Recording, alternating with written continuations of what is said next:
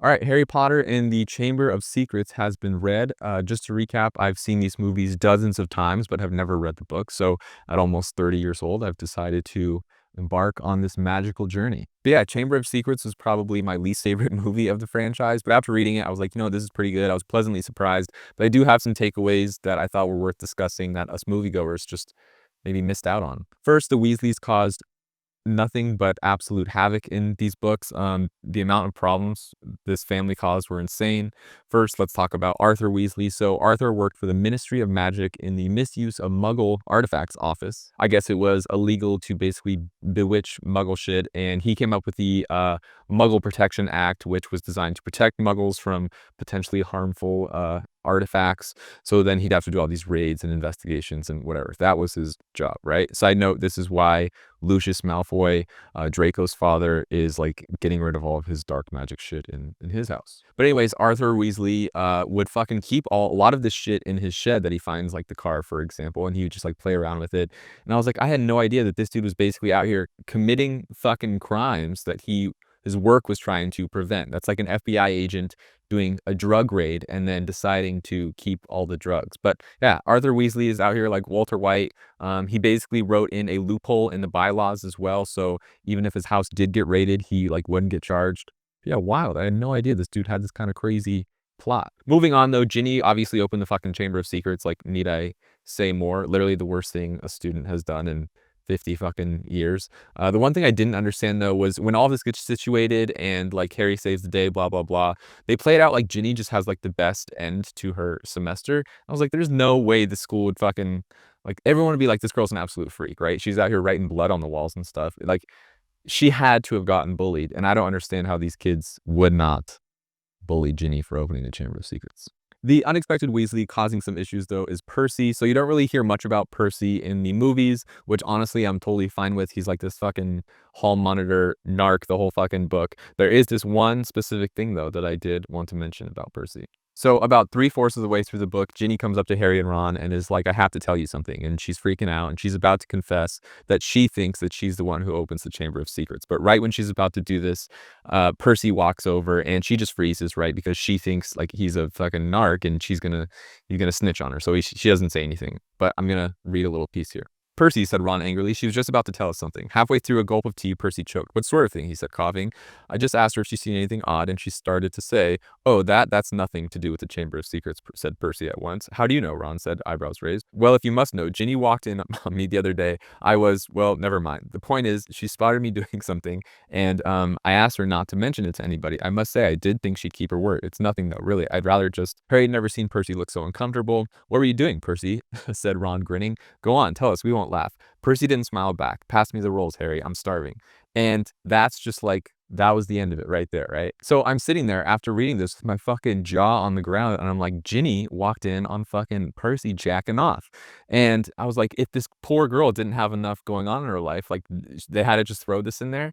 But then pretty much until the last chapter in the book, you find out that he was actually making out with a Hufflepuff girl. And I don't know why Ginny got embarrassed or anything, or why he got embarrassed, but they didn't say anything about it until then. So yeah, a quarter of the book, you're like, dude, this dude is crazy. I can't believe they just mentioned that, especially in a kid's book, because how does your mind not go there? I mean, they didn't mention it at all. That's all they say. And you're like, Percy's out here just fucking jacking off in everyone's room, man. Like, get it together. Finally, though, we'll move on to Ron. I think he had the worst year of all, even Ginny. I'm just going to rattle off some of the things, and I guess you can agree with me or not, but he had a rough year. So one, at 12 years old, he steals his parents' car and makes what is an estimated 7 to 8 hour drive, and then totals the car and almost gets expelled. That's right off the bat. 2, he breaks his wand in the meantime and is basically failing out of school the entire year because of it. If the exams weren't canceled at the end of the year, he probably wouldn't be fucking going back. 3, he's dealing with the stress of the whole car situation that nearly cost his father his job. When Harry and Ron use the Polyjuice Potion and are sitting with Draco, Draco pulls out a clipping from the Daily Prophet that his father sent him that said Arthur was fined 50 galleons for the car, and that Lucius was calling for his resignation, which is wild. So imagine, like, you're basically ruining your father's career. Number 4, he gets in a fight with Draco and then starts throwing up slugs, all because he was just trying to protect his girl. Like, can you imagine if you even threw up one slug? It would scar you for the rest of your life. And this is only number 4 on Ron's school year list. Number 5, his girl Hermione gets petrified and is in the hospital for weeks on end, which must have been a scary thing for him. Number 6, he's forced to go into the dark forest for the first time and literally face his biggest fear, spiders. And after doing that, they basically learn nothing too. Like all they learned was Hagrid didn't open the Chamber of Secrets, which was kind of obvious. And finally, number 7, of course, him finding out his own sister opened the Chamber of Secrets. She's fucking lost and is probably dead. Like that had to have taken an emotional toll on the guy too. So, yeah. But anyways, having said that, all the Weasleys are pretty fucking crazy. Like Fred and George are honestly the most normal out of all of them, and like they're not even causing real issues. They're playing pranks on people and stuff and having a good time. Like you think they're the wild ones? Like no. One thing I did really enjoy in the book, though, was this whole storyline of the mandrakes. The whole school year, they're basically waiting for these plants to mature so that they can make a potion for all of the people who were petrified. And I mean, this is a pretty underlying important factor in the books the movies kind of mention it here and there, but yeah, in order to get these kids back to life and figure out what the fuck is going on, they're just waiting for these plants to mature. But they make these little like check-ins throughout the book about how like they're getting older and older. For example, a quote from the book is, "The moment their acne clears up, they'll be ready for repotting again." And then later in the book, there's another update that reads, "The mandrakes are maturing, and just through a raucous party in Greenhouse 3, the moment they start trying to move into each other's pots, we'll know they're fully mature."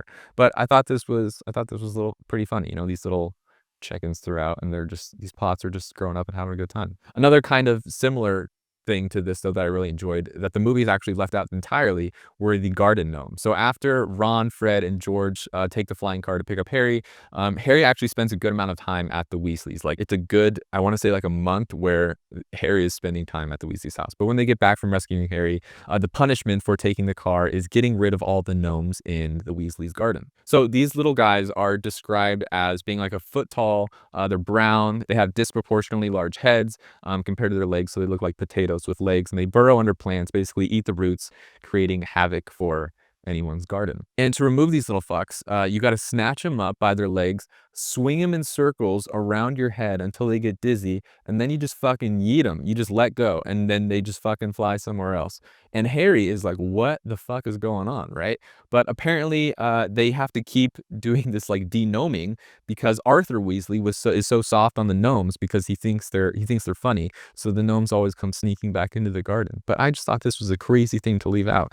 There's fucking swinging these gnomes out and like over a hedge or something to get rid of them. But other than that, though, I didn't think there were any like major plot holes or anything. I was confused for a while as to why Tom Riddle was able to like order the snake around and why Harry couldn't, but I assume that's because he's the heir of Slytherin. I also thought the Tom Marvolo Riddle spelled out "I am Lord Voldemort" was a little lame. I mean, like to include "I am" in your nickname is just a little weird. It's like you're forcing it a little bit. But anyways, when it comes to Tom Riddle, though, I thought he had a pretty good story. I think there is a big missed opportunity here to not do a deep dive into this origin story. So listen up, HBO, because instead of remaking Harry Potter again, like you should write this story. So Tom Riddle is an orphan, right? He grows up in an orphanage. He's fucking weird. He's like Wednesday Addams vibes. And then he finds out he becomes a wizard, and in this time frame, he accomplishes a shit ton. So one, he deep dives into his family history to learn more about his parents and stuff like that. And then I'm assuming that's how he finds out that he's the heir of Slytherin. Like that only makes sense. He learns about the Chamber of Secrets and then devotes the next 5 fucking years to finding the entrance, which is like Indiana Jones, basically, which is pretty crazy. Upon graduation, he's regarded as one of the smartest wizards to ever attend Hogwarts, which is wild.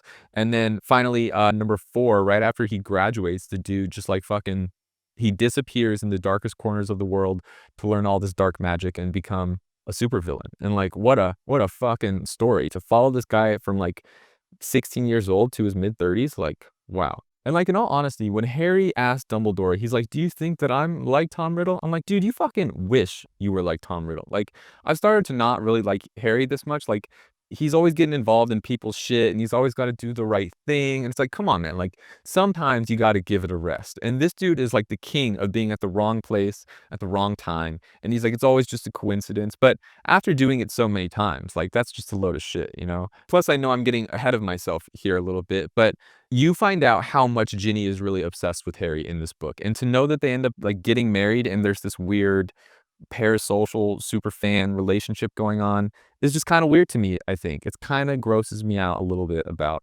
Harry. But that's all I got. We'll see if Harry grows on me, I guess. It was a overall very good, sequel to a book. I'm looking forward to The Prisoner of Azkaban, and yeah, other than that, that's really it. I'm sorry it's taking me so long to read these, but I'm working through it. I'm enjoying them, just, I guess, not Harry's uptight personality, but thank you.